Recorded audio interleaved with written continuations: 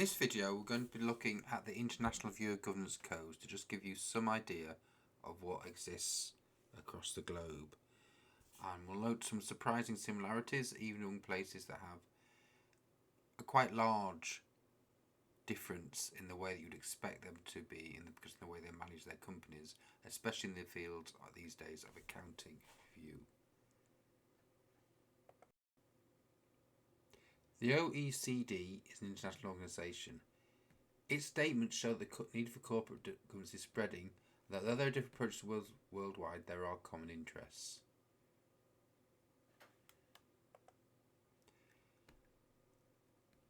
A recent statement by the OECD: the most obvious lesson is that corporate governance matters. Company executives, policymakers, regulators and shareholders need to pay more attention to corporate governance.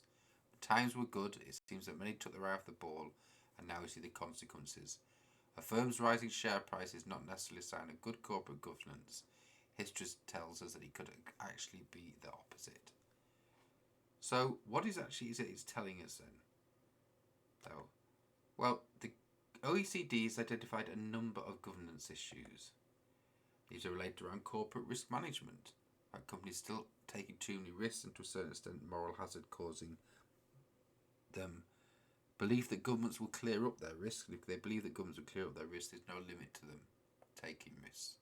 Levels of pay and bonuses. The OECD reckons these are still too high worldwide on the corporate executives, and yet alongside this we have performance of board directors being underperforming, even if not malfeasance, they are not up to grade.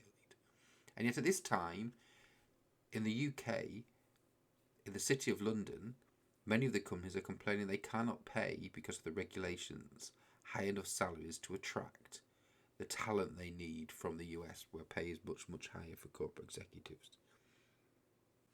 So we have these two contrasting positions being taken. And we also see that shareholders are still failing in their role. They are not being proactive. They're not actually acting as owners. And of course, we've argued this a lot throughout, haven't we?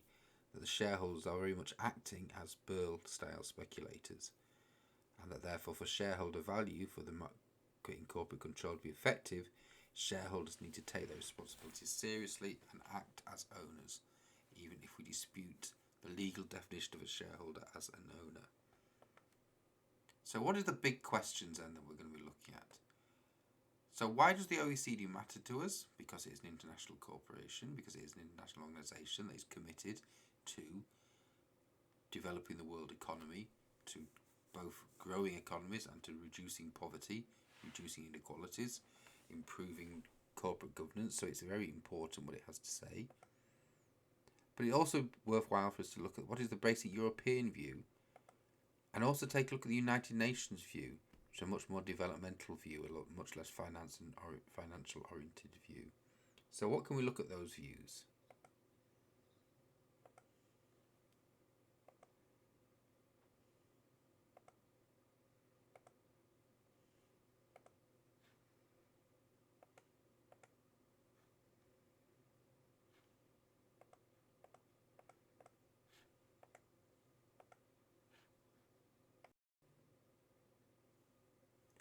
As far as the EU is concerned, the EU has a number of questions it raises specifically when it comes to corporate governance.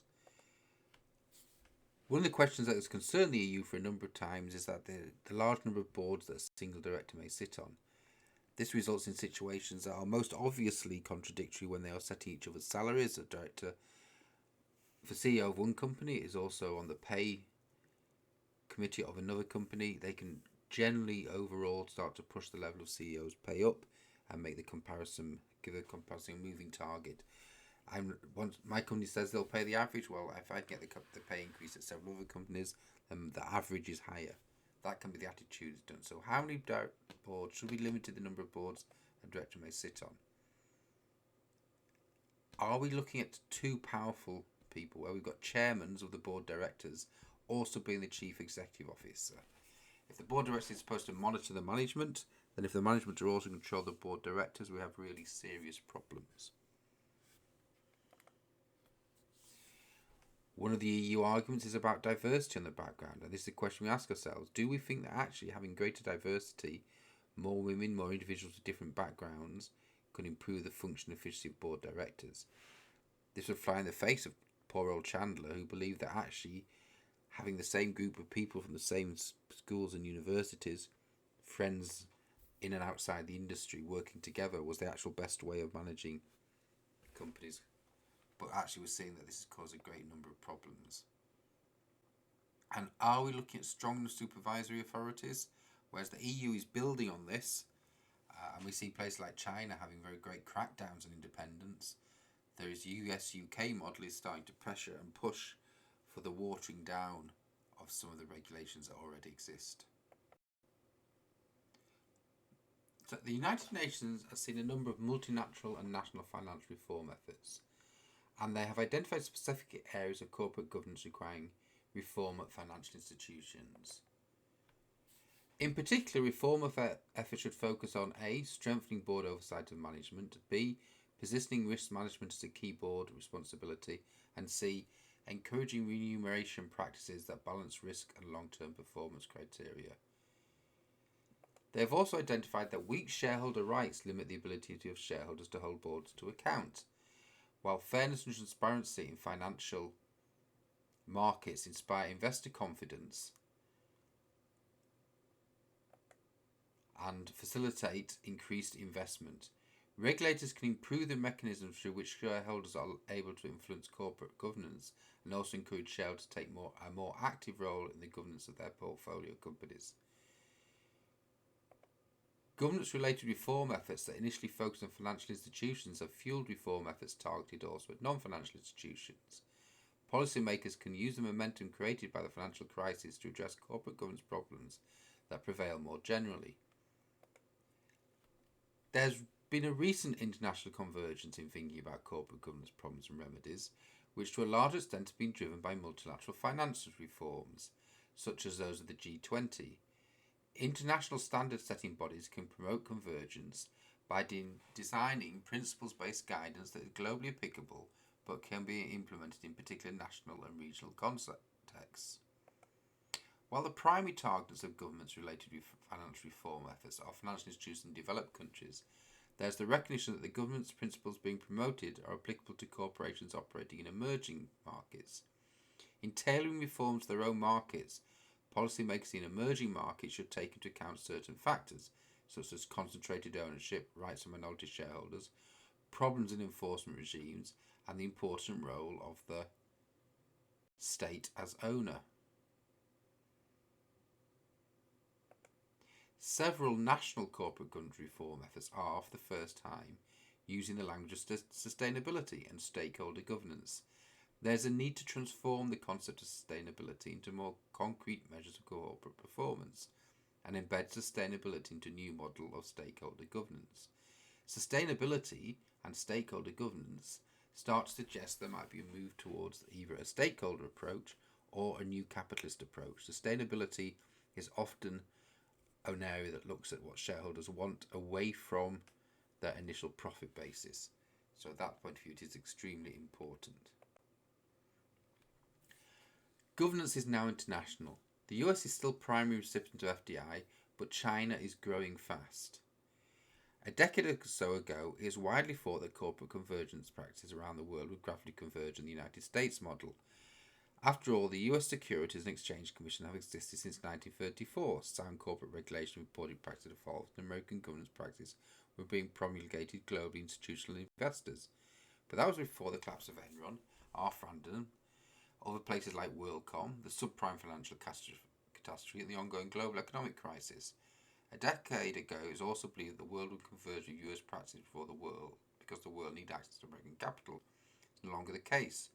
So the convergence or differentiation question remains unanswered. But in many ways, of course, although Tricker and Malin are very true about this when they're talking about it, we have to realise that actually there can be a convergence on sound practice and there can be a convergence on legal requirements and regulation, but this does not necessarily mean there is a broader convergence across all aspects of financial or managerial approaches. There can be a convergence in the residuals, which will mean that companies will generally tend to use their local management approaches, their local systems, but there may be areas in which they can converge and in which they may use interfaces and integrations in order to attract foreign direct investment while not yielding whatever their unique selling point is that they can offer to the foreign direct investment in the first place. So I think it's important for us to recognise the nature of how important the nature of convergence is to the concept of international investment, even if we do not see any great or ongoing or major actual convergences while we're doing this. So what is the big question that we're looking at addressing here? What we're asking is, how do international investors deal with governance across borders? If they're trying to do foreign direct investment, they're looking to put money into different countries. How do they make sure that they are compliant and their compliance officers are able to be compliant across more than one country? And one way is to look at the following. International Financial Reporting Standards is a system that originated in the EU, but it now covers over 140 countries. However, the two biggest recipients of FDI are the US and China. The US is the biggest, China is the second biggest in the world, and they're one of the few countries that are still holding out against this because, of course, they are big enough and powerful enough and financially rich enough to have their own systems. The US is always trying to push a more Washington consensus model, which is very highly free market, and China has its own highly regulated model of business approaches that it wishes to see exported, certainly to at least to what those countries would consider being its zone of influence in the Far East. US law does actually require, though, that companies follow GAAP, which is a system of general accounting and audit practices that has an international basis to it. So there are areas of the US system that are related to international policies, and China has its own China accounting standards for business enterprise regulations. And I would urge you to look at the reference Tricker and Malley in 2022, which explains some of the big differences here in a blog post, which is very useful and very interesting and brings the information very much up to date.